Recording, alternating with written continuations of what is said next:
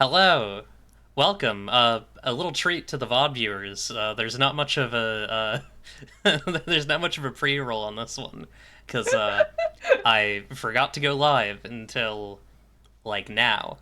Thank you, VIP question asker goblins rule forever, for the for the note on that because I would have not have noticed otherwise. But yeah, um. It is June 10th at 7:02 p.m. EST. You're watching the DOVECOTE episode 30 with Marn from Moonshot Pods and Games and other things. Please introduce yourself, Marn. Hello, I'm Marn last name, also Marn S on Itch.io. Yeah, I do many things. I podcast on Moonshot. I'm also our director of events. I GM'd the most recent season of Riley Hopkins and Their Amazing Friends, Interstitial Infinity. I write tabletop games. I write things that aren't tabletop games. um, I do art. I wear a lot of hats. Yeah. Um, let me try and give people places where they can. Uh, no, where? Hang on. Hello, Jeff. Hi, Jeff. How's it going? Jeff, Dovecote visitor, Dovecote alumni. Um, um, Well, first of all, people should check out your itch. I like to Yes. get the links out at the top of the show because I feel like, and at the end, frankly, uh, I think a little bit of both goes a long way. Um, okay, we're getting there. I'm trying to find Interstitial Infinity. I'm having here we go. I got it. Here we It just are. It's Riley it just Hopkins and their amazing ended friends. this past Friday, so it's a good time to listen to it. You can listen to all of it. I need to listen to all of it. I've been delaying despite having had Riley on the show and now you. Um, but yeah. I see. So here's the thing.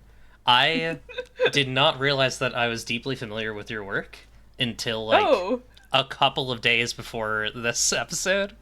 oh Um, shit. because one of the um, if I go into my itch library, which I'll not show on stream because it contains pornography, um, uh, I how do I even look at my itch library? Oh, here we go, my library. Um, if I thumb through my library, some of the first games I think that I own on itch are yeah.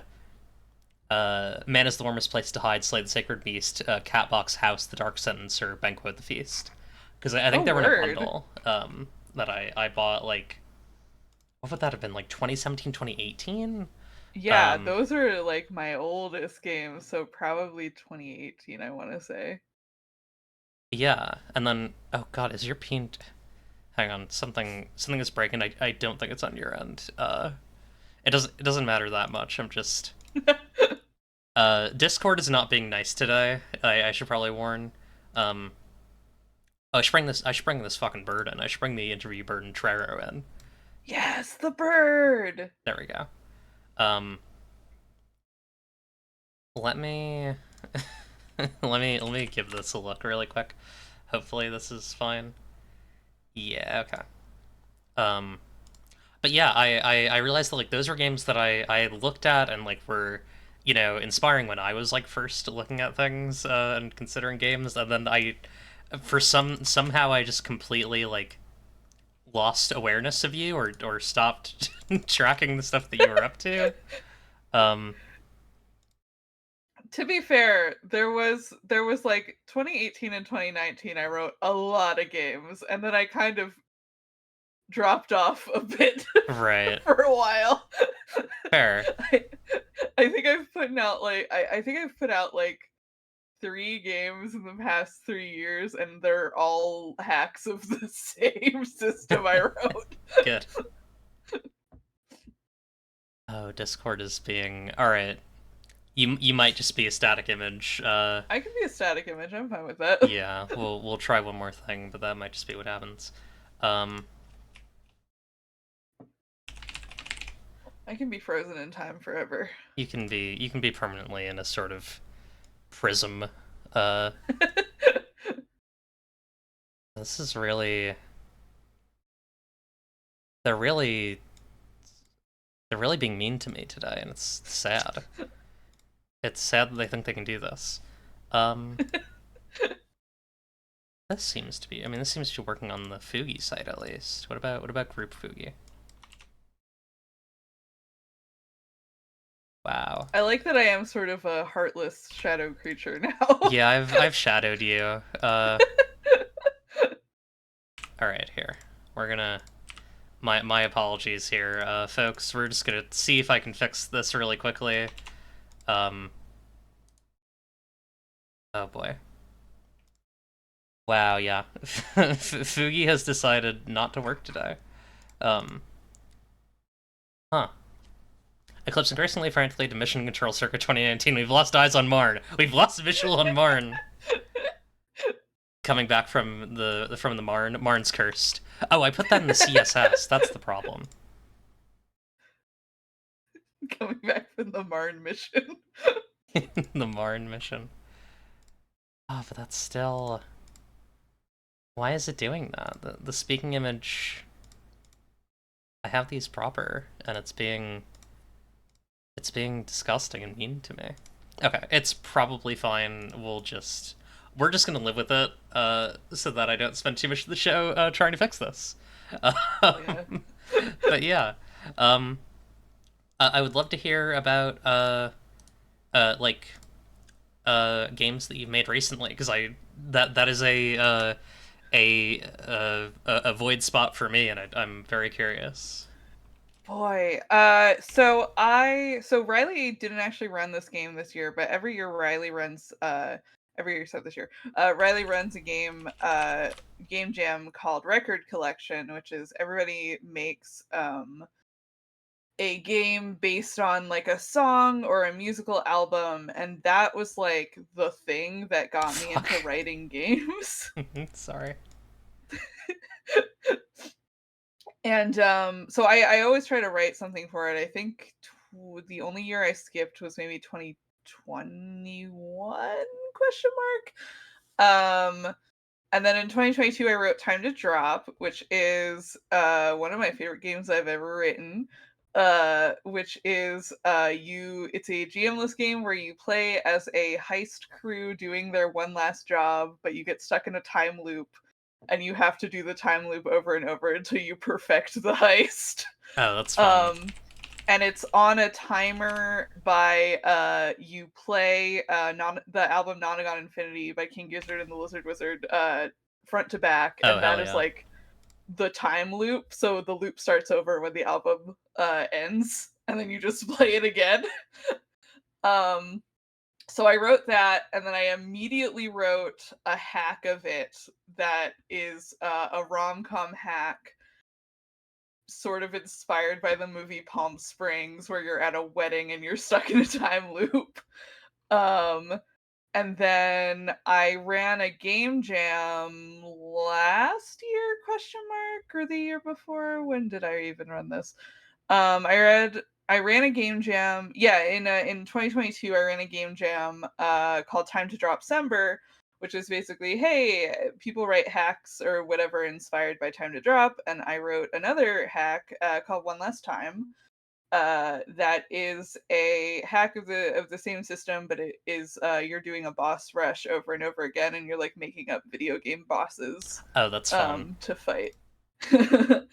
And that was the last thing I wrote. That was late 2022, early 2023. That was the last thing I published. Yeah. But for I think the past year-ish, I gotta think about this. I think since like last, I want to say August or September, I have been writing a big ol' hack of interstitial 2e that is almost in a playtestable form, which I'm excited about. Hell yeah. um, it is like I keep saying it's a hack of interstitial 2e instead of like a like PBTA hack, because in my mind it is a hack of interstitial 2e in that like it uses like the link mechanics, and a lot of it is like inspired by like Interstitial Infinity and like the sensibilities of like how Riley writes playbooks. Um and I'm really excited to be able to play test it. It's kind of like a similar like everybody like you can play fictional characters in it, but like the base premise is that like there are two sets of playbooks, and one are you're fictional within this universe that you and the GM are creating, and you don't know that you're fictional. And the other set of playbooks is you know that you're in a fictional story for whatever reason, and like you sort of have awareness of like the meta layer, and you can like do some fuck shit with that. Good, fun. Hell yeah. Yeah, I'm Um, very excited about it. yeah, that sounds very cool. Is there anything else that you're working on? um that has been my big project for a while. I started and haven't finished a final expansion for my horror Firebrands game that I also wrote for Record Oh, Collection in 2020. You can check out anytime you like, but you can never leave. Which is a horror Firebrands hack where you are all trapped at the Hotel California together. good. And I wrote an expansion pack of games for that like a couple years ago, and then I started writing like a final expansion pack that has like stuff that isn't like technically supposed to be in Firebrands. It has like prestige classes and like games that Yo, are like you can only play this once, and it's if your character dies and stuff like that. that I fucks. haven't finished it yet, but it's like a thing that I will like go and pick at whenever I get inspired to work on it. And over the pandemic, I also started writing another Firebrands hack that I never finished, but maybe one day I'll go back to it. Hell yeah. It was just like you're all demons in hell doing like political intrigue and shit, and there's like spycraft, and I got the problem is I got too into writing like the like fiction blurbs in between the games, and then that like became too much work, and I was like, I gotta stop working on this. Yeah. It's really funny, kind of thinking and seeing like how like I don't know, like how my own personal taste as like someone who makes RPGs and is interested in RPGs has been like shaped by uh the like specific like games that people have been interested in, and like people Hmm. who are kind of in my immediate space, because like I I don't doubt that the reason that I was introduced to Firebrands by my friend Marcy is because like uh you or someone you know was playing it or thinking about it or looking at it because Yeah. like we both know Jacqueline, um Marcy knows Jacqueline. Like Hmm. I think there's a Hmm. lot of overlap there. It's kind of funny. I don't know. It's just funny seeing like yeah, this is why this this is why all of this is like this. it it was like wild to me when I originally wrote what I call Hotel California brands, because I don't like saying the whole title every time. Hmm, um, I because I had been like looking on itch, and I was like, nobody has written like a horror firebrands hack yet. That feels like really strange. obvious to me. But like in 2022, like nobody, or in 2020, like there really weren't that many like horror-y Firebrands hacks out there. I was like, well, I guess it's up to me now. Yeah, that's sick. I love Firebrands. The mini It's a great ness of it system. all is so good. Yeah. Um, the ability to go so in depth with it, like with like Yeah. a mini game. I my take, and I think the bakers have been kind of pivoting towards this a lot. Is that like I think PBTA moves should be written like Firebrands mini games. Um, I think they should be long and involve like Hmm. looking at a Hmm. big Hmm. list that might be a little bit like redundant. Um, Yeah, I love moves that make you look at a list. yeah. I need things where it's like, can I touch your wrist? I need to know. Um, Yeah, Firebirds also like appeals a lot to the sensibility in like how I like to write games, which is like if I write a game that's like too long, I will inevitably get bored of it and just like stop working on it. But if it's just like I can chunk it up into mini games and be like, oh, I can like bang out a mini game in like 20 minutes and then just like set this aside for for months and then come back to it. It's like, yeah, that's what I want. yeah, that's the danger though too, because eventually you like modular stuff is dangerous because eventually you make a heartbreaker a little bit. I've Yeah. definitely run into this with Sapphic World, but yeah, it is a good way to do things, I think, mostly. Um, are there any games that you are reading or playing now that you're excited about that you'd like to talk about? Oh, the only thing I've played recently is Interstitial 2E, but Talk, hey, yeah, hey, that game fucking it rips. looks Uh, good. I mean, I'm sure some people were here when Riley was here talking about it. It's great. It feels like driving a stolen car down a hill with no brakes. I I don't know. I'm biased. I wrote the GM guide because Riley asked me to because they were like, "You're a really good GM and you know how to like talk about what you've done with my game." Mhm. And I was like, "Sure." Yeah, no, it's fucking great. Playing Interstitial just like feels very special. It got me to GM a game basically for the first time in 5 years. Um, I, I I did the like fucking like Ocean's 11 like coming out of retirement for one last job to GM Interstitial Infinity. And then it was so God. good. We were like, we should do a second season. I was like, yeah, I would do a second season of That's this. really funny. Um, I'm also really excited for Tendencies. Spirits and Glamour has Oh, a 2E version that is on the Fortune in the Dark system that is coming out, I think like this week or next. And I'm really excited because I like Tendencies a lot. I didn't know they were doing a tendencies to be forced in the dark. Yeah, I found this out. I mean I'm like friends with Dusty, who's the dev, and I felt like a bad friend because I like looked at the the like official Tendencies Twitter. I was like, what? There's like a 2E version and it's on Forged in the Dark and it's like a whole new game? That's crazy. That fucks. I feel like I should have been hyping this up.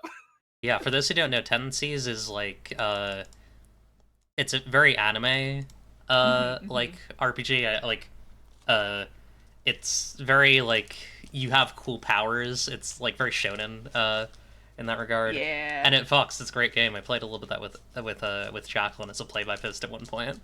We didn't get very Yeah. far, but it's a sick game and it was really fun making characters. It's yeah, it's awesome. It's like it's one of like the few like sort of shonen inspired games that I've played that like has actually given me the feeling of like doing those like big scale like shonen anime fights. Yeah, because they get that it's like about doing a big ability and not like Yeah. not the specifics of having a mech or like having a cool suit that does things, a cool suit that jacks you Mhm, mhm, off. mhm, Uh, mhm. sorry. um, but yeah, that game looks great. I'm excited because that's such a different structure for that game. But I think Yeah, it'll work really well. I'm very excited to like see what it looks like. I have not played that much Fortune in the Dark. Maybe not like as much as I've liked to, because like I feel like every game, like every campaign I've gotten into with it has played like one session and then like stopped. But I am very excited. I've also been playing a little bit of Follow because we're doing that for Mm, a like a like bonus interstitial infinity thing. We're playing follow, but we also stole some mechanics from Kingdom because Riley and I both get follow and Kingdom confused constantly. And we right. were like, well, we'll just make them the same game.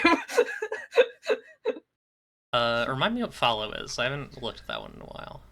uh Follow is the wait, hold on. I have to make sure I'm thinking of this in game because Spend. again, right, I confuse them constantly. Follow is the one where you play. No, I'm not. Am I thinking of? Hold on. I get all of Ben Robinson's games confused. Is the problem? Follow is. It's the quest one. Yes, it's the one where you like pick a quest to go on and you play as like a group of people who are doing the quest. And you like you run into like obstacles along the way and you ask like questions about like is this gonna splinter the group, like what are we gonna like learn from this experience and stuff, and you all play two characters so that like your guys can die because you can like decide that things are going badly, and then there's like consequences where you like lose characters along the way. So we're doing that, and then we are stealing the crisis mechanic from Kingdom, which is like it's like a clock, and when it fills up, your community is like in crisis or whatever, and like a bad thing happens. That's And we fun. stole that because we're playing with like volatile teen characters, so we are like, oh yeah, it's fun to like have a meter that fills up and then everybody fights. Yeah, that's fun. I like that. I like it's fun like taking a mechanic for a specific campaign and putting it Yeah, into something. I think that's great. Um, I think more games should have mechanics that encourage you to do that. Also, I agree. I think play a different game is a really fun thing to put in a playbook or in a thing in a I scenario. I love play a different game so much that I made us do it in interstitial. There's 3 hours of interstitial infinity where we don't open the actual 2E handbook at all, and we play dice baseball. That's so funny. Because I was like, I want to do a baseball episode, but we're like, I don't want to use the mechanics of interstitial because that's like not interesting to me. I want to like actually sit here and roll for every like at bat and keep score, and I want it to sound like a real baseball game. Yeah, And it was fun, but also we rolled so bad that we were there for 3 hours. So you know, you win some, you so lose. funny. Sometimes you got to be there for 3 hours. There's nothing wrong with being there for 3 hours.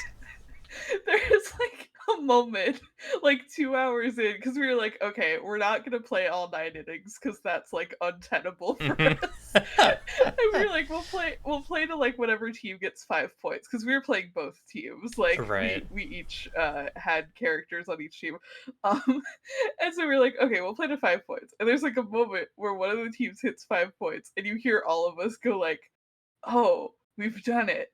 We just have to finish this inning, and then we can, and then we can leave.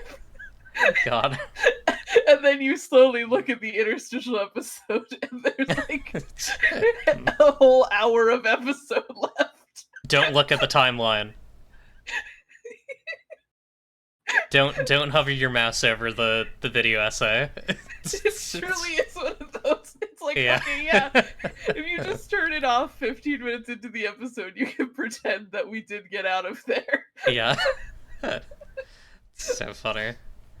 Oh Um. my god, I also recently played a one shot of Bring Down the House, Oh. which is great. It's a tabletop game where you all play as like haunted objects. I've played it like 4 times now, because my and Jacqueline's Dead Teen House Party co-host Emma is like one Hmm. of their favorite games, and they're so good at jamming it.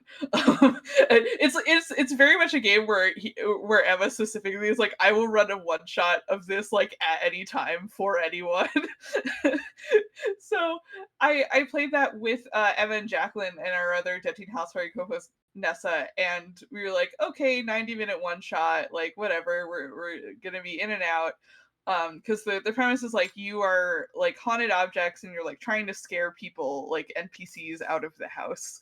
And like once you scare everyone out of the house, you win, or you lose if they like find out that you're haunted and they like get rid of you. And we we rolled so bad. Like the worst anyone has ever done it. And we were there for 3.5 hours. God. I swapped out my dice 3 separate times because I kept rolling ones. Sometimes you're playing a lightweight game and the game decides that you're going to be playing it for 3 hours, and that's okay. Yeah, the game really wanted us to be there for 3 hours instead of 90 Stay with me. But I did play a haunted Hatsune Miku figurine, and that was very fun. Yes. Oh, that's awesome. my one role that I succeeded in was like getting someone alone in the room with the Miku figurine and be like, "It's me, your friend Miku. You should heal your buddies. It's me, Hatsune Miku. It's me, Miku." That's so funny, man. That's awesome. That was great. I love Bring Down the House. Yeah. You kind of already answered this, but I'll give you the space to answer it specifically. Are there any games that are coming up or coming out that you're excited about that are not out yet? Oh my god, yes. So interstitial 2E, but also I am very excited for Prince of Nothing Good. From oh my gosh, what's their studio called? I think Sly Robot is the studio. It's Sly Robot. And because I was in a in-person playtest for it last year, and it was awesome, and I want to play more of it. It's so good. It's a heist game. I love heist games. It's you play a crew of like pre-made characters who all have like backstory drama with each other and are doing their like one last job. And every character has their own like mechanic for deciding on like if something is a success or failure. So like the head of the group, who is like the face, does blackjack, and you can cheat at the blackjack game to like succeed more. There's like a character who does magic, who uses casting stones, and like one uses tarot cards. It's very, very cool. I love a capsule game. As the OSR is going to this looks sick. This is good. The playtest game I was in went 10 hours start to finish, and it was awesome. It ruled. Hell yeah. Yeah, I love a game with like pre-made characters. I think that's such a good asymmetrical bespoke resolutions. This too also. Yeah, I agree. I think more games should have like just completely more games should have god game shit in the frankly. Yeah. Elboth Marn close to my goal. It's for canon. Oh, intriguing. I'm very excited for that. Hell yeah. That's awesome. Another one that I played on Rat Half, I think a couple years ago now, and Jeff was there for that. Hell yeah. We recorded a whole season of Rat Half in 24 hours, while my apartment was being fumigated. We played Canonized for that. It was really good. I enjoyed it. I'm looking forward to that, Jeff. Did the fumes have any effect? Was it like that one Twitter user with the gas leak? No, it was like halfway through like recording the season, I literally had to like pack up all of my recording shit and like go to my parents' house and use like their home office for half the day with my cat. And then be like, okay, my apartment's like done being fumigated. I guess I'll drive home with my cat and all of my recording shit, and then we recorded the rest of it. Good. Sorry, just my brain immediately, I was like, I need to look up the post from the person who had the gas leak. Cis people flirting, exactly. How rubbery that pussy, trans people flirting. You need to hold me down by my weak little bee wings, use me. We have to repopulate the hive. Anyways, this there's the line on Comedy Bang Bang. This isn't that sort of show. This is that sort of show very often. Um, but yeah. Hell yeah. Let's you wanna hit the news? Hell yeah, let's do it. Cool. I think we'll do. How do we want to do this? Let me think. I think it might be in our best interest. I think what we do is we do the second story first. Okay. And then we take a short break, and then we do the first story, and then we read emails. So please send emails with questions from me and or Marn here at darlingdemoneclipse@gmail.com. So our first story, I actually don't have a visual for, but like you've seen this probably if you're on the internet and you know about TTRPGs. So a new Dimension 20 season was announced. Never Stop Blowing Up, and it's using a TTRPG of the same name inspired by Kids on Bikes. And I thought this was a really interesting thing because like this is a thing that other APs have done. Like I think the Adventure Zone has done stuff like this. I feel like Crit Roll's probably done something like this, but I'm not entirely sure. But you know, it is a mode that these like bigger APs work in. And I have very conflicted feelings on like whether this is their I have mixed feelings on this, basically. I'm curious to hear what you think, though. So I am not a Dimension 20 watcher, but I watched the trailer for this season and I was like, oh, okay, I might have to watch this one. It looks really good. I usually like just don't have the attention span to like sit and watch like a long form actual play video series, but this one they might have got me.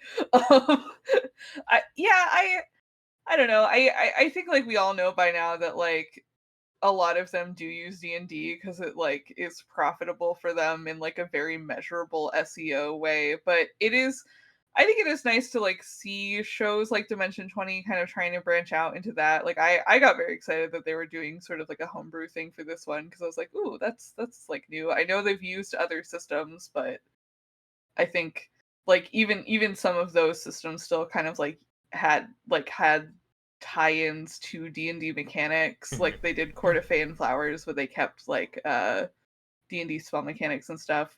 They did the like Starstruck one with this like Star Wars 5e, I believe. Yeah. I mean, Riley and I were talking about it the other day, and like at the end of the day, like you are coming to the D&D show for D&D stuff, and I feel like I don't know, like that is kind of like the thing, the expectation that they've set for their audience, and so like it is always going to be like the D&D show, but yeah, I don't know, it's nice to see them try something new. Me and my first guest ever, Venera, Piper, we talked about the, what was it called, the like the Warren thing. It's not Warren Guard. Oh yeah. Warren Guard's a game. Warren Guard's the dragon game. We talked about like how, because we didn't watch that yet at the time. I actually still haven't watched it.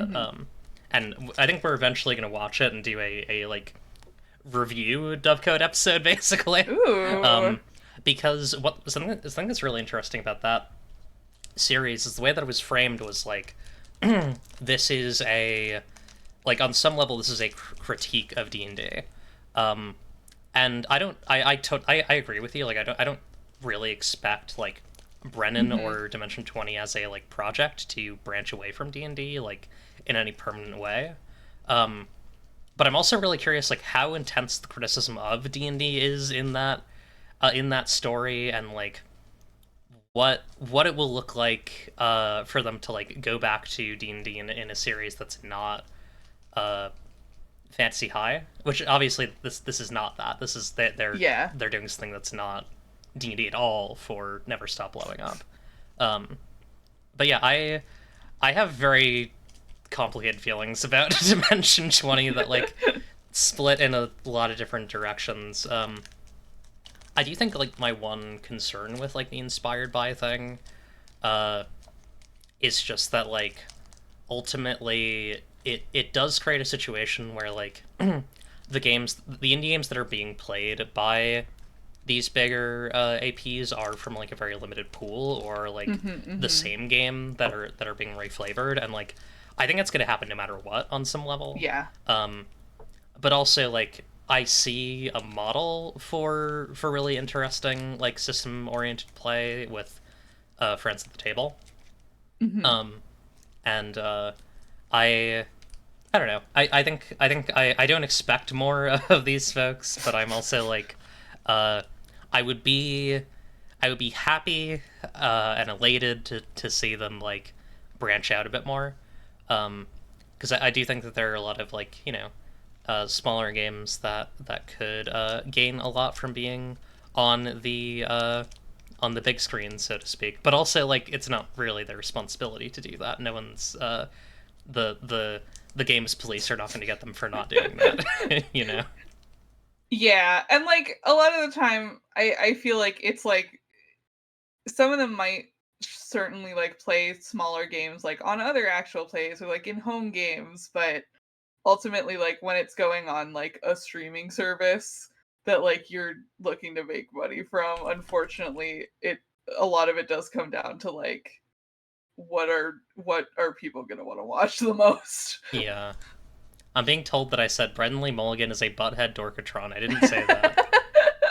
I didn't. Okay, that's not. I forgot that it's black text. I didn't say that. Um, but yeah, it's interesting. Like I think, um, I.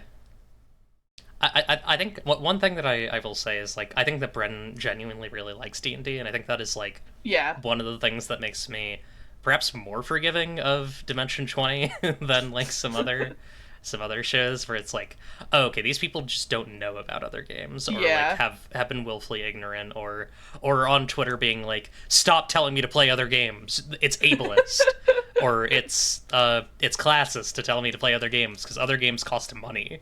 And it's like, do you think D&D doesn't? But yeah, I think that like the passion there is like really Yeah. endearing to me. Um, I just I hope if they do more Jewish characters, they're normal this time. Smiles, thumbs up.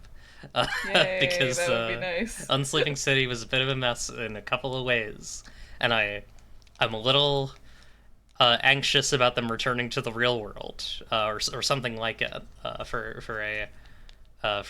a game. But that's getting into what do you call it? Uh, just my nitpicking for the most part. um, yeah. Okay.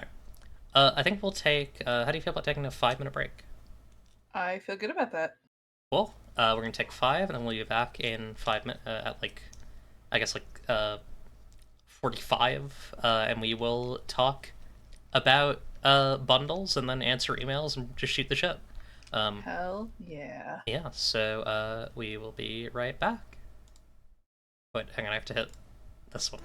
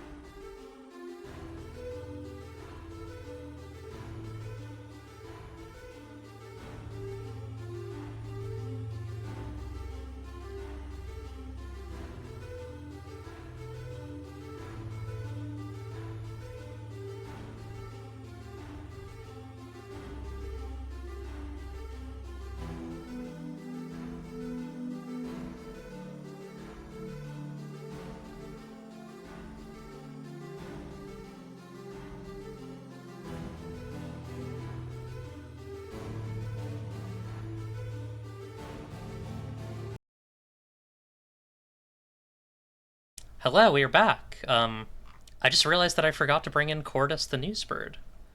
Oh Yes, god, yes, what did, yes. what did I do with them? Hang on, wait, hang on. Here we go. Bird, Okay. bird, bird, bird, bird. Uh, Cordus coming from a, like, strange, like, hotel on the moon, I think, this time.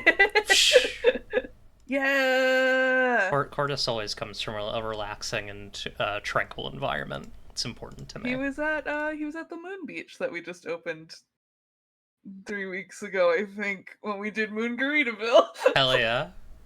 Um, so, our next story, Queer Games Bundle 2024 is out, and uh, I missed the deadline for it, so I don't have projects I in it this also year. did. However, tons of amazing people have projects in it.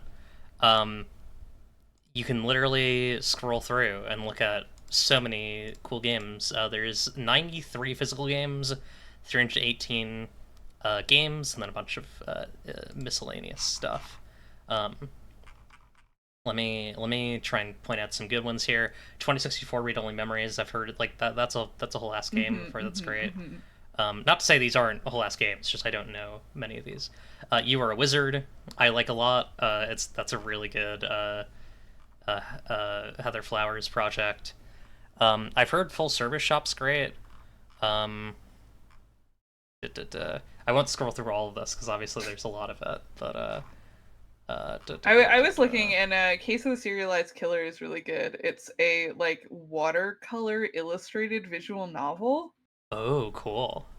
Yeah, it's by a creator I follow who makes like traditionally illustrated visual novels, which is like so much work. Yeah.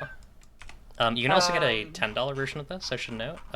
Ooh. You should check that out if you are not able to pay the full 60. And, like, I can say from having been in this bundle in the past, like, it is always cool seeing, like, both numbers go up.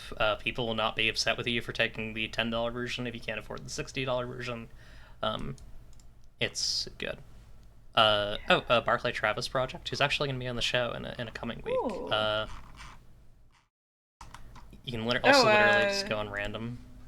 Yeah, I was gonna say my friends Kaylee and Danny both have stuff in here too. Oh, hell yeah. Haunts, which is Haunted House art book, and The Beach That Makes You Old, which is an interactive fiction game. What was the They name are again? both Hot very Switch? good. Haunts. Haunt. It's Kaylee there Rowena's Haunted House art book. Hell yeah. Right there. It's very good. And then Beach, that. Beach That Makes You Old. Yeah. Actually, I want to sort by physical. I want to see if there's anything... Oh yeah, this is, I got the chance to read this recently. This is very, Goth Witches RPG is good Ooh. and strange and, like, comes from a very, old school design sensibility. Sabrina's very cool and interesting as a person and a designer. Rad's Neat by Hippolyta. As mentioned, I'm just gesturing at things that I know. Although, like, all of these look really interesting, you should definitely sift through them. Yeah, Oh, that's all fucking the... Caro's game, Last Train to Bremen, is in here. Oh, I forgot. last... Oh, yeah. Hell yeah. Caro. Oh, yeah, Hook, Line, and Cyber. Which is by Seda. Yeah. I should get Seda on the show. Seda would be a cool guest. Anyways, definitely give these a look. Justicar, I'm seeing. I have heard really good things about Justicar. Justicar. Ooh, yeah, this looks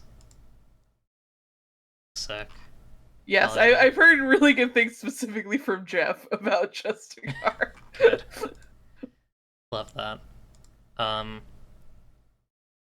Hell yeah! So you should grab this, Smiles, and you should also grab the 10 to 20 version. I was very involved in this last year. I would love to be involved in it next year, but I was just very busy this year with biotropication stuff mostly. But yeah, you should give that a look. Okay, that's we don't have that much news this week. It's been on the slower end of things. Not a lot of like apocalyptic shit going on. thankfully, for once, considering um, how intense some stuff that happened last week was. So yeah, It's June now. It's slow. it's June. We're in the summer vibes. We're kicking it back. We're sharing a brewski with the birds, Yeah. and the dice. Yeah. Um, okay, so our last bird, speaking of birds, is Apocrypha, the male bird, Ooh. who delivers us two letters here. I will start with the one from uh okay. I'm trying to think of how I want to do this. Someone asked someone sent an interstitial infinity question for Marn.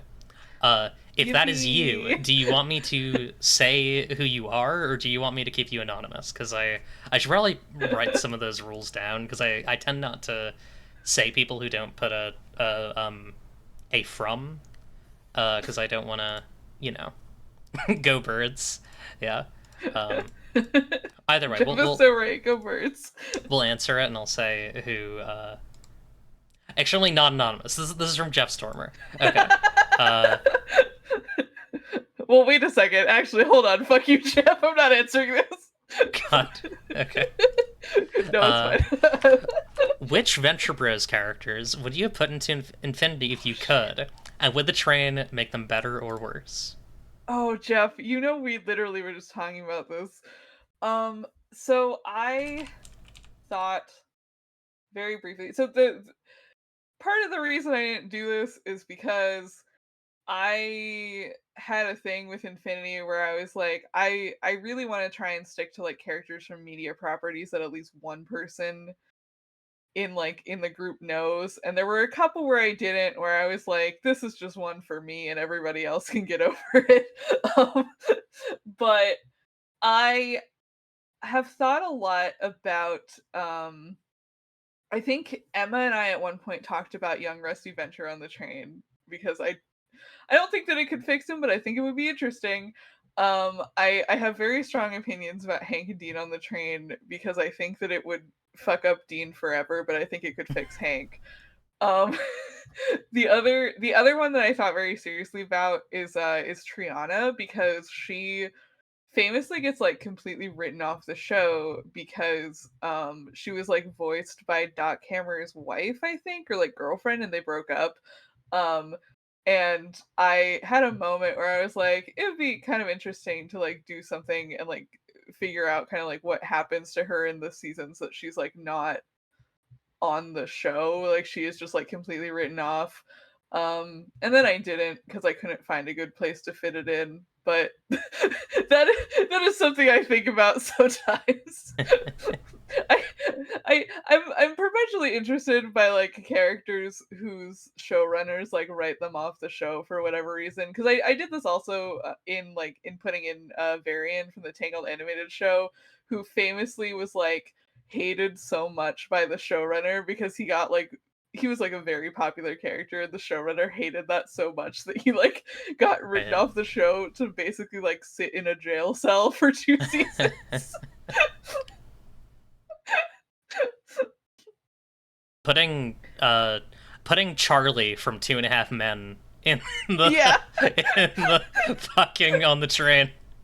because we also started running kind of with like an angle in Infinity that I like hadn't anticipated, but we ended up leaning way into it because I thought it was really interesting. Where like very early on, we sort of and this was like something the players did that I latched onto because I was like, oh, like this was not my intent, but like this is a more interesting story if we like take this ball and run with it.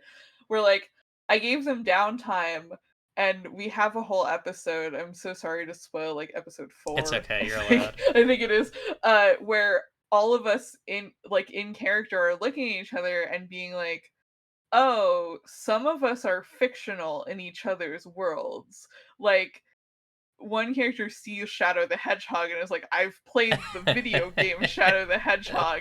And it's just like this slow burn of like people realizing, like, oh, I've seen Mob from Mob Psycho 100 on like the internet, like Right. in like a Tumblr GIF set, and like that is sort of a really interesting thing that we then like took and ran with throughout the rest of the season, where like these main five characters like know in theory that they are all from media in each other's worlds.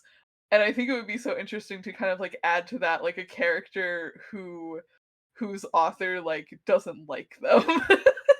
Yeah, that's really fun. That I episode also has fucking one of my favorite gags that I got to do with the whole season, which is where Alphonse Elric finds out that the show he's from is named Full Metal Alchemist. That's so funny. I really need to listen to this. This sounds really good. It's like, are you fucking for real? That's so funny.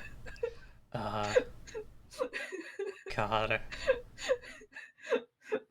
I wonder if there's like some, because now I'm thinking about the like the overlap of like, you know how some shows it's like the creator is a character in them? Yes. There's some shit you could do with that, with what you were describing. Oh yeah, I agree, and it gets, we sort of, I mean, we didn't lean into it that much because I was the only person who'd read The Dark Tower, but like we get into that a little bit because like a Stephen King character gets introduced as an NPC, and we talk a little bit about how like the thing in The Dark Tower is like all of the Stephen King characters are like going to save Stephen King from being hit by a car. Right. Which was like the first Dark Tower book I ever read, which was wild because I think it's like the sixth or seventh in that series. That's crazy. But it really is like they go to the real world and they're like, uh-oh, if Stephen King gets hit by a car, then like we're all gonna die because he won't finish writing the Dark Tower books. That's also crazy because didn't he hit someone with his car? Like, isn't that like a... No, he got hit by a car in real life. Oh, okay. and then wrote this Dark Tower book where his character is safe from being hit by that car. He also wrote a book that was basically like, what would have happened to my wife if I had actually been killed? Which is like such a bleak premise, but I think it's like one of his best books. Stephen King, you're crazy. Yeah. You're a silly guy. Yeah, hey Steve, what? What are you doing? Are you good? What are we doing here, Steve? It's really good. That reminds me that I gotta play the fucking Alan Wake games, because yeah. my understanding a lot of that is like very inspired by how weird Stephen King gets with it. Yeah, I also need to play Alan Wake. I've seen a lot of Alan Wake too, but I need to just like go and play it myself. Yeah, sometimes it's good to be a bit up your own ass about writing, I think. Yeah. Okay, and then we have from Premier Question Asker, who, listen, me and we're on iffy terms because you did slander me and make me say something about Brendan Lee Mulligan that I didn't mean, but it's fine. Premier VIP Question Asker, Goblin, aka Skibbity Bop and Dada, has asked, I hope you don't mind that I'm basically... One of those is your email, and I hope you don't mind that I'm basically reading it off. It's probably fine. Okay, these are great questions. We got 5 of them. Folks should still ask questions, though, because I would love to have more.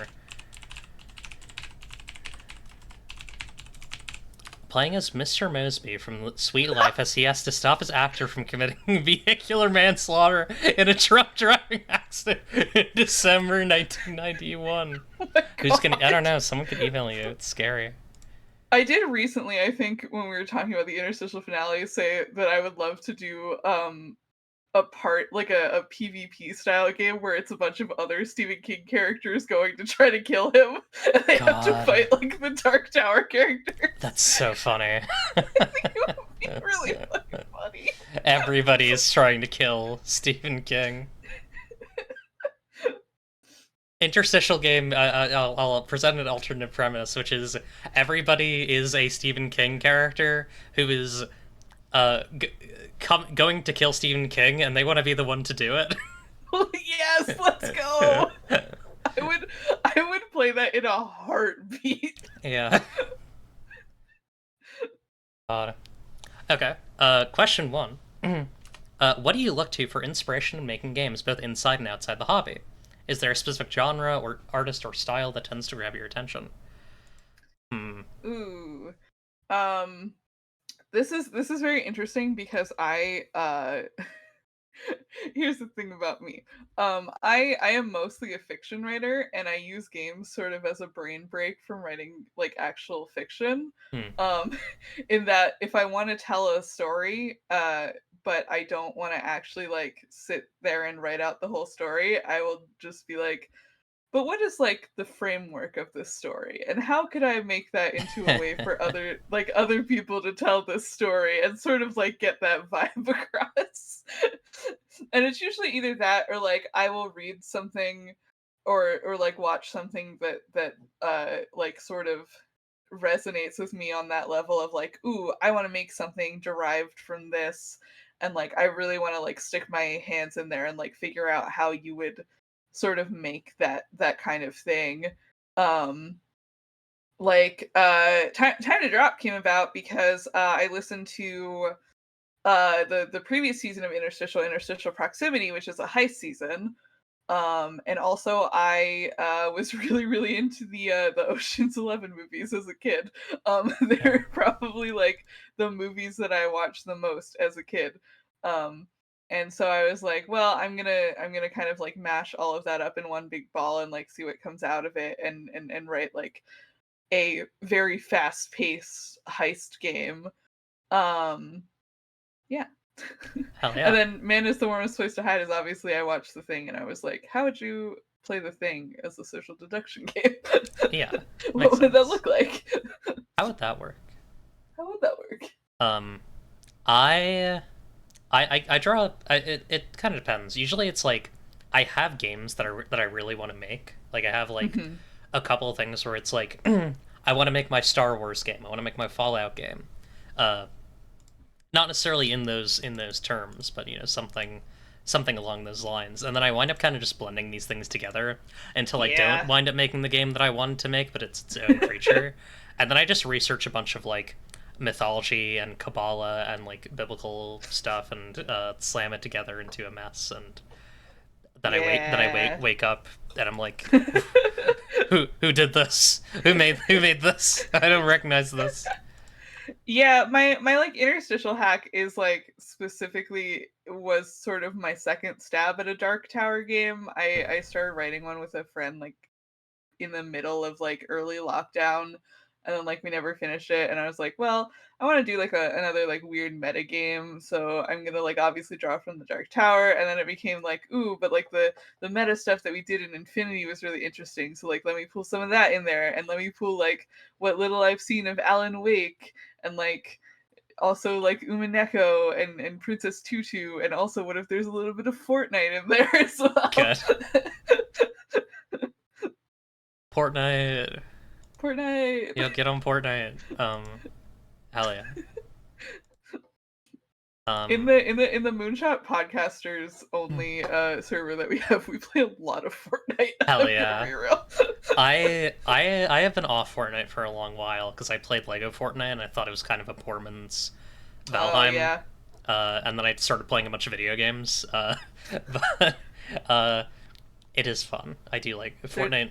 You know, they kind of cook sometimes. Is the thing. they kind of cook. I really liked the last season where they had like the Greek gods as boss fights, and you could like go and kill them and steal their Oh, that sounds powers. sick. I really have not been paying much attention to it, but I They're saw doing there's like more car a stuff going on, which is Yeah, always they're doing good. a Mad Max Seeds type season right now where the meta is just to like be in a car and shoot grenades at people from your car I basically. I think anything that makes people who build mad is good. Yeah, I hate building, absolutely.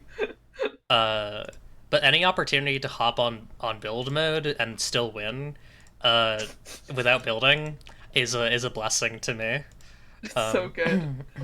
yeah, Fortnite Fortnite gamers unite. Yeah. Next question from Goblins. Games you think best suit play by post, and the best way of organizing play by post. Oh Hmm. God. I Here's the thing about me. I did play by post for most of my career as a role player. Hmm. I have met friends that I have now known for a decade doing Tumblr play by post. um but also the thing is like I have not very often used a formalized system for play by post. It literally has just been like we're all on Tumblr and we're blogging in character, and if we want to like do a like write out an interaction our characters are having in person, we're gonna take it into DMs and just like go in a Google Doc and fucking write it up. um, and so like that is the way that I was forged, just to play my poster. Yeah. But I I have I have played like Firebrands and a couple other things play by post, and like I think Firebrands specifically works really well. yeah. I think it winds up being like the question ultimately winds up being like, as always, it goes back to rules allied, or Yeah. something like it, Hmm. where it's about like what are you interested in facilitating with the play by post and what are you not. Yeah. So like if you're interested in uh like uh I have at least one play by post with one of my partners where we are just like it is a means for us to like uh both tell an interesting story and like kind of have like cyber sex, um and like we're just playing an OSR game for that because it's like this is we don't really care, we don't need intimacy rules for this because we are just thinking about this from the perspective of like uh this is a framework for an interesting story in which like intimate situations can happen. But like compare that to like uh the last game that I played with the same person, which was I ran Sapphic World for them, and that was like we were using the intimacy mechanics for a lot of the scenes where sex was happening.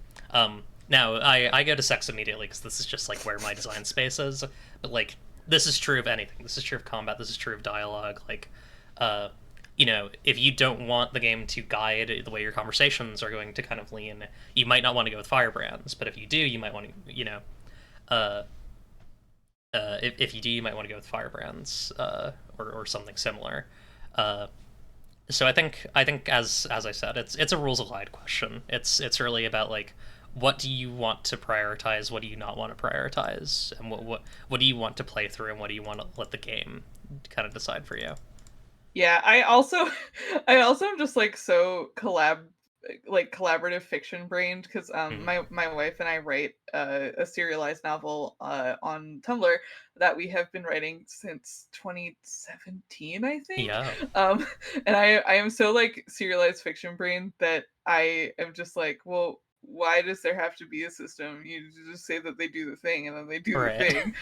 Like we decide how the scene ends and then we write the scene to that ending. I don't understand. Why Yeah. are we rolling dice? A lot of my play by post experience does come from freeform, and I think it's a Yeah. very like good and legit form of play by post. Um, and yeah, it's good. The other side of the question, organizing, I think like just being open about what you want with the other people Hmm. or person that you're playing with. I personally don't prefer groups, but that's just kind of like a paranoia thing after having too many groups that just kind of fell through. Um, Yeah. but yeah, it's about at the end of the day, organizing one is about like being courteous to other people, telling people if you're gonna dip, um, Hmm. or if you don't think you're gonna like be posting for a while, finding ways that the story can continue if someone's not going to be present, um, and broadly being respectful towards each other when you're present, when you're not present, when people have things that come up, because it is not their job to respond to your play by post. It is simply a fun thing that you're doing together as friends. Pretty Yeah, much, yeah. At a certain point, I feel like groups can get a little bit like too many cooks in the kitchen. Hmm. That too. I have like a Discord with just like 5 friends who we are like basically just doing like the continuation of one of the Tumblr role plays that we were in. And it's like just the 5 of us fucking around with our little guys, and we maybe post in there like once a week, and that is like the pace that I that I an old person need for my play by God post. bless. That's awesome. Once a week is good. Yeah, agreed. Once a week, moderately sized post, I think is Yeah. that's what you want. Um, oh god. Uh, this will be interesting.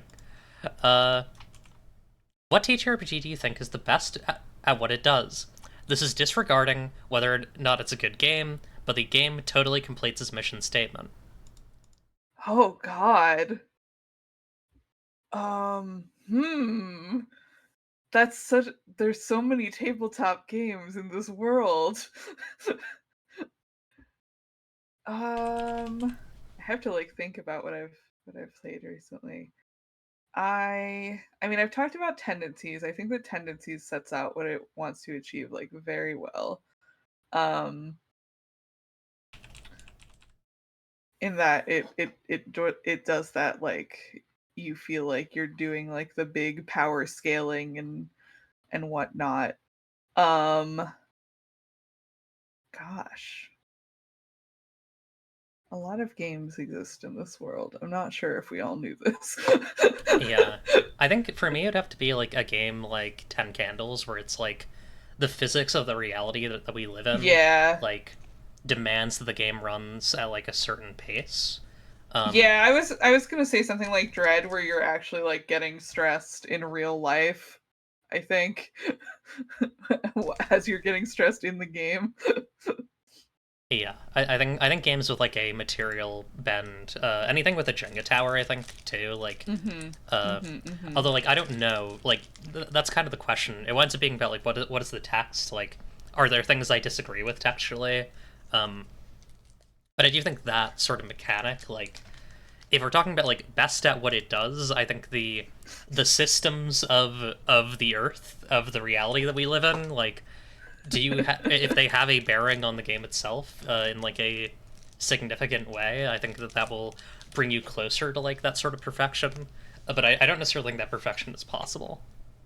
Yeah, I was also gonna say this Discord has ghosts in it, I Oh think. yeah, Does a really good job. yeah, because it is doing the thing that it says it does on the tin. Yeah, It it is is. going to You're be in in a your new Discord. Discord It and has there's ghosts in it. ghosts. Yeah. Okay, this is interesting. I like this question. Uh, thoughts on the idea of ludonarrative dissonance in TTRPGs? Would the term be useful? Any examples you can think of? Thoughts on intentional ludonarrative dissonance and the ways that could be used?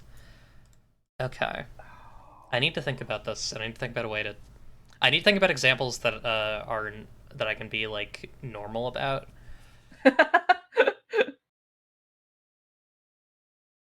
Ludonarrative dissonance, because that's often a term like applied to video games, right? Yeah, it's usually a video game. Yeah, yeah, yeah. It's the yeah, it's like the thing that people talk about with like I think BioShock is used as an example a lot, where Right. like the systems that the game sets up aren't really necessarily like the things that the story are telling you to do, and Yeah, I'm thinking about like it's the I've probably talked about this on here, but I don't know if I want to get into it. Hmm. It's tricky because I don't want to be too critical of people's work. Um, this Mhm. question was thought up thinking of making a D&D hack for Seinfeld and how that would work. That's crazy. I love that. Um, I'll give this example because I think it's useful. Which is that like uh I think Thirsty Sword Lesbians is a very great game. Um, I can see how someone could misconstrue elements of the game uh, in such a way that makes it so like you are mostly like flirting with and fighting and like having intense relationships with fascists. Um, Hmm. but like that is going to be a result of like individual tables and like I think errors at those tables and misunderstandings of the text. Um, but I do think it is a misunderstanding that is like possible with the way that things are lined up in that game. Um, but also I think there's short list means it's rather good. Uh, I actually have an example of one of my own games. I think it's like a thing that I literally had to like write a whole essay about in so in like the supplement that I haven't released yet.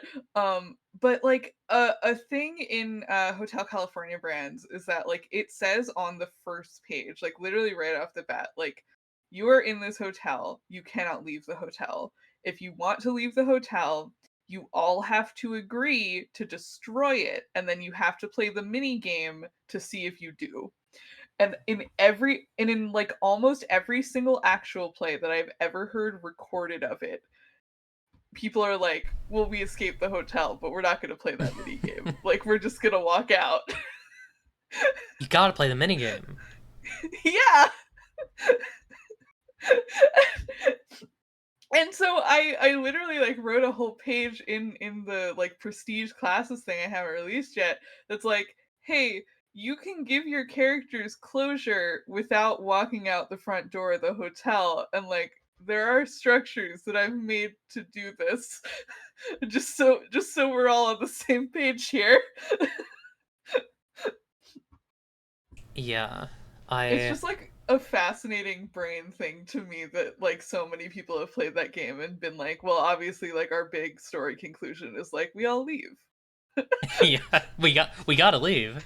We gotta leave. That's what you do in a hotel. You check Right, out. Who cares if the game is called you can check out anytime, but you can never leave. right, it's fine. Um, what was the?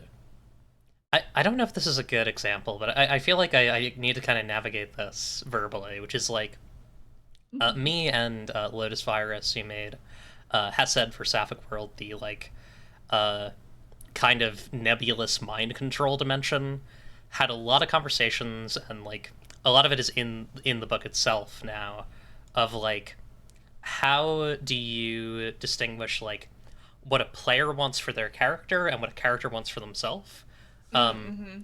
and like I think that is like probably the most interesting and like navigable and complex like dissonance in like RPGs, is that um like the fact that like there are different interests that are kind of at play at the table and Mhm. Mhm. in these books, and like I think I think that element is like definitely interesting to me. But I do think like I don't know. I'm trying to think of like games that I've seen. I'm trying not to, like the problem is if I want to do this, I feel like I have to like kind of shit on people's work, and I don't want I don't want Yeah. to be out here doing that. Um, like I do think that there are maybe some games that are like supposed to be very um I think sometimes games. This is probably the biggest.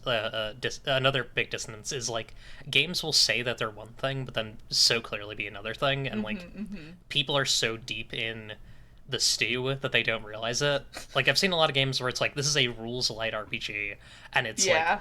400 pages of rules, and like you need to make sure that you're tracking your the enemy's status, and like uh, make sure you tick that clock every time you make a spirit roll, or otherwise you're gonna have to roll on the resolution table, and that's not good. Um, yeah, those are kind of some very loose thoughts on that. It's an interesting idea. It's something I'm gonna be thinking about. Um, Yeah. Same. yeah. Uh, oh, this is fun. I like this one. More games need to have interesting rule changes, like making it so results are flipped, or nullifying a rule, or being able to change wording on the fly. I don't know. I got inspired by Balatro somehow. This isn't a question, huh? It's a cool idea though. I like it a lot. Yeah. It is a cool idea. Yeah. I I'm doing something a little bit like that in my meta playbooks I'm writing for my interstitial hack, Hell which is yeah. called metafiction. I don't know if I said that, but there is like there's an author playbook where it's just like you wrote the fictional world that you're in, and you get to like change it, and you get to change the rules of how it works. Um, and then there's also one that's like you're pretending that you wrote the world that you're all in, Oh, and you're that's good. pretending to be the author, and you can like lie about things, and like sometimes they're real and sometimes they're not. God, that's I awesome. I became really like obsessed with kind of like playing on stuff like that, and also on like characters using like the rules of the genre that they're from as sort of like a weapon, um in just like doing infinity and like exploring like genre clash between characters. But like there's a playbook that I wrote for metafiction that has a move that's basically just like you can all like you are a sports anime character, and like you can always choose to make something into a competition or a fight. God, that's awesome. And then like you take buffs from being in a fight. I just love being able to do stuff like that. Just be like, you can instantly like change the genre of like a situation that you're in. It's just so fun to me. Yeah, I love that. I also really like any move that's like you can change a letter of a move or you can change a word in a move is like so exciting for me because it opens up so many like Yeah. weird fictional opportunities. You just need to Yeah. kind of not be a fuckhead about it, because it's supposed to be an exciting, narrativizing tool, and I've never seen anyone use something like that for evil, but you could. It rules. Also, yes, it is very inspired by Omniscient Reader. There's Hell a yeah. whole subsystem where you get like patrons, and you play each other's like god patrons, and you can like give each other boons and shit. Hell yeah. Um, that's the last question from Goblin. Please send your. We're still taking questions. Please send your questions to darlingdemoneclipse@gmail.com, or frankly, send them in Twitch chat. We will be taking questions from Twitch chat as well. Um, yeah. What do? Oh, that's what I have up here. Sorry, I'm looking at I every once in a while I show God Game cards to people on this show because I make them every once in a while. This is the Yes. Understander. I don't remember when I showed this. As a reactive action, you may discard this card from your hand or field to immediately and permanently terminate an argument between two other players. You decide who is right. You and all arguers gain 10 VP. Um, I think that's a good one. What else do I Oh, have in I here? love this. Speaking of rule changes,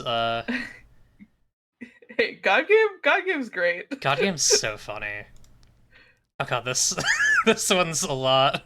Uh, why won't they put me in Dungeon Defenders too? It says theory is a mechanic where you take damage equal to the theory value at the end of your, or actually at the beginning of your turn each chapter if you haven't done the thing that's listed. So you must not spend more than 2 coins. To play, this card must be next to 2 cards from high fantasy media. The first turn that you take no theory damage after this card has been played. Remove despairing and add hopeful. This dude was a legit monster, and I'm glad he's dead. I'm pretty proud of that quote. Oh my god. We've received a question from from Goblins. Best dungeon crawler TTRPG. Ooh. That is Mitt Romney. Yeah. That's so hard. I feel like I don't play dungeon crawler tabletop games. Am I allowed to say Yeah. one that I wrote? Please. I don't know. Go play House. I wrote a House of Leaves game that's basically a dungeon crawler. It's you map out a house that doesn't have an end to it, and you find spooky shit in there, and you maybe die in the house. Give that a look. I I. I Yeah. love naming my games stuff that you can't Google. God. Just House type the word indeed. house into itch.io. Look up house. And don't type show after it because you'll get a different. Look up house itch.io. Yeah. Uh, I really like. Okay, what I actually don't play that many dungeon crawlers either.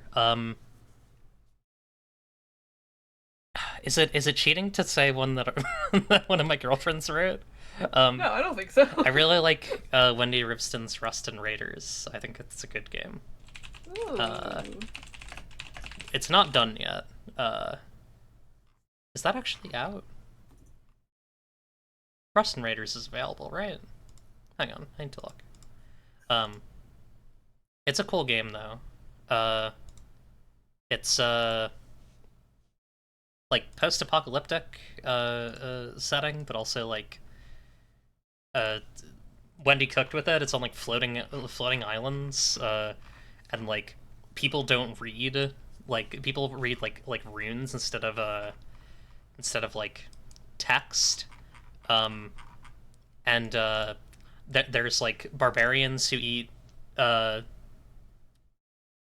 who eat uh who eat like candy. It's good. Go on Google and look up Gore, creator of God Game. I would not be surprised if SoxBX has said that. That sounds like something. Yeah, I would believe that. SoxBX is always talking about how like his fans can their fans can like come over to their house and like do anything to them, and they're so weird. I don't. Yeah, they're silly. Um. Anyways, please continue to ask questions in chat or in the email. We will continue answering them. Although if we don't receive any for a bit, I'll probably just wrap up. But we'll see. Here's another. Hang on, I'm looking at my God Game cards. Here's another. This is a good one. I hate to be the one to break it to you, kid, but we're all heavily versed in esoteric wisdom and lore phenomenon. Instead of exploring, players may roll 1d20 and then draw cards from the skilled deck equal to the rolled value. If they can name the origin of every character they draw, they keep all of those cards. Otherwise, they discard all of those cards. You know too much. God. That rules. Thank you. I have a friend who is making a John Wick gimmick deck. Oh, that's so good. That has like 100 Keanu Reeves themed cards in it. God. I think he got inspired by the Adam Sandler gimmick deck and was like, I'm just gonna do a Keanu Reeves one of these. That deck is insane. It's wild. The three the like 3-film Netflix deal one where it's like for the next 3 games you draw an Adam Sandler deck card. Yeah. Any TTRPGs that you know that are heavily theological. Well, I mean, I think by nature, like a lot of RPGs think about, you know, religion because of the frickin' what do you call it? The way that D&D is, but yeah. you know, it's not much of an answer. Yeah. I'm trying to think. I'm like, I started writing a Demons and Angels TTRPG, but I would not call it theological. It's really just like you're doing romance. Yeah. You're demons and you're gonna fuck.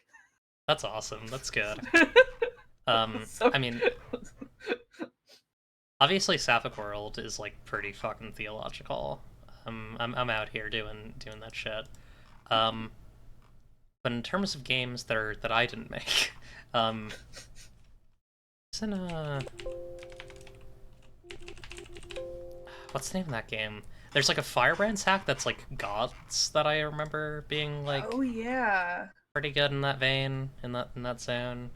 Oh yeah, there's Godsend, which I have not played much of, but seems interesting.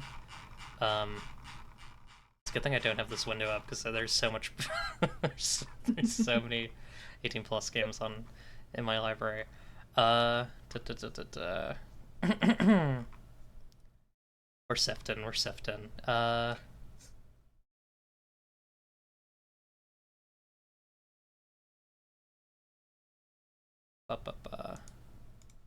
Is this?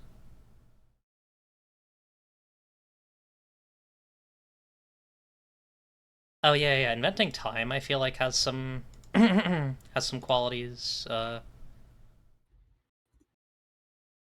are kind of religious. I feel like a lot of games are very like spiritual or religious. And, yeah. like, the way that they're written, because I think it's just like a voice that we like as game creators, Mm-hmm. RPG creators. Da, da, da, da, da. God, I have some games that I've just never looked at. I should just do a sift through of my library at some point. Yeah, I have a ton because I like bought big bundles and I just have never opened them. Yeah. um. Ba, ba, ba, ba, ba. Sorry, I'm very congested. No, I feel it. Fucking allergy season, man. Yeah. Uh, game that uses Catholic imagery. Wait, Saint Chris. What? Saint. What? What? What? Saint Christopher the Macro Furry? He's 28 feet tall and has a dog's head? Hello? Oh. Yo. It's just like the dog glitch. That's awesome. Hang on, I'll put this guy up. I was gonna say, I'm on his Wikipedia page. I do not see a dog's head. It's like further down. There's some art of him. Oh yeah, there he is, huh? Look at that. Yeah, that fucks. I should really use this as a reference. This is good. Yeah, this rules. Thank you for making me aware of this. There's some weird saints out there. Yeah. Isn't... Hang on, I need to make sure this is the game that I think it is. At the blah.